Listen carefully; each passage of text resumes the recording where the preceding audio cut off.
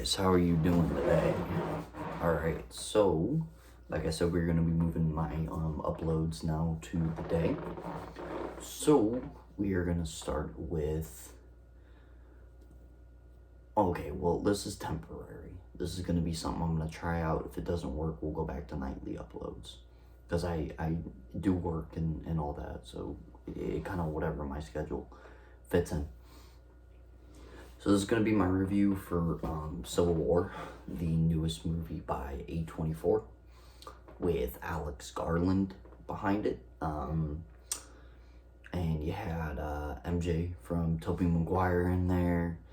You had a couple other well-known people in there. I don't know all their names, but this is the newest movie by the A24 studio. Now, let me tell you. A24 never misses what it's horror, whether it's any type of other genre. They're always on top of it, 100%. So I went into this and I was already very excited, expecting the best from it. The plot to me was, I don't know what other people would say, but the plot to me is like interesting. And the fact that you find out like at the end that it's all set in like a different timeline. It's all set in a different time zone, and it's political, but not political to where it's like shouting at you. You know what I mean? Because there's movies that will shout their message in their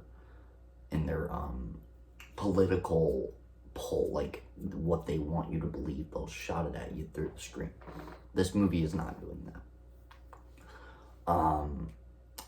This movie is, like I said, it is a telling of a civil war between the Western Front and the other group is like the Allies or whatever. So the Western Front versus the Southern Allies or whatever. And so it basically is telling the story of the president, who's played by Nick Offerman in here from Parks and Rec, is calling for an all-out civil war, calling for violence on civilians, calling for destruction, mass murder, all that, explosions, like, because he wants to completely eliminate the Southern element of the side of the war, and he just wants the Western Front to be on top, the Western Allies to be on top. And so what this movie does is it kind of takes you in, and you kind of hop in the view and take it from the perspective of MJ in here, which her name is troubling me. It's Kirsten Dunst. Yeah, Kirsten Dunst is in here. So they kind of take you as the perspective of her, and she's like a war photographer. And so she's like taking photos of all this chaos happening around her. And then they also take you in perspective of another little girl in here. I don't know if she's little, whatever her age is, but she wants to be just like Kirsten's character. And so you kind of get the sense that like role model, you know, like that type of deal, where they both are war photographers and they both want to take pictures of all the chaos going around them. So the movie basically takes you through, the pacing's really well in this. It takes you through and you just see all the chaos that's happening, all the violence, the death, the murder, the explosions. Like, you see all of this unfolding around you. And so they take a trip from New York to DC, and the whole runtime is that trip. So through this trip they encounter let's just say people that are heavily on the Western Front side. One scene in particular that is just kind of crazy is the scene in the trailer, I'm sure you guys have seen, where this guy mentions, like, this movie's been out for a while, for a little bit now, so he mentions, like, what was he gonna say? Last week it came out, right? Yeah, last week it came out. So he mentions like, what kind of American are you or whatever, and like, and then they're like, American, and he's like, okay, what type? And so like it's kind of portraying the message of like, in an alternate world, there's different types of Americans, right? And so if you're not this type of American, you're gonna get shot, you're gonna get killed. And that's kind of what it portrays throughout this whole film.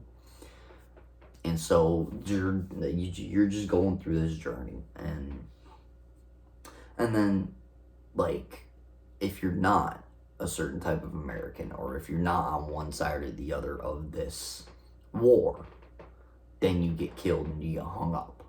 Which the imagery in this is just brutal and frightening and terrifying and very realistic. In terms of like how scary it is. Even if it's an alternate timeline, it makes you feel like it's real. It makes you feel like you're living in this space. You're living in this time where all this chaos is going on. And I think Alex Garland does a very good job with the imagery, and especially the audio and like the music he picks for the soundtrack. Because every time you see all these visuals, the music that accompanies it is just as terrifying, is just as scary as the visuals going on in front of you. And so I believe he did a great job. A24 continues to make bangers. This is definitely something that I thought was going to be good, but it completely blew me and my expectations out of the water. I definitely recommend you guys go see it if you get a chance. It's a really unique take on war, and you don't know what you're getting until the end, and it reveals itself. That's all I'm going to say.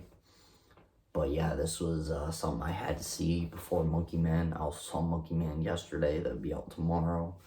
But yeah, this was just really, really freaking good. And if you guys like war movies, if you like war movies from a different, unique perspective, if you like A24, if you like Alex Garland, definitely go check this out. It's worth a watch, 100%.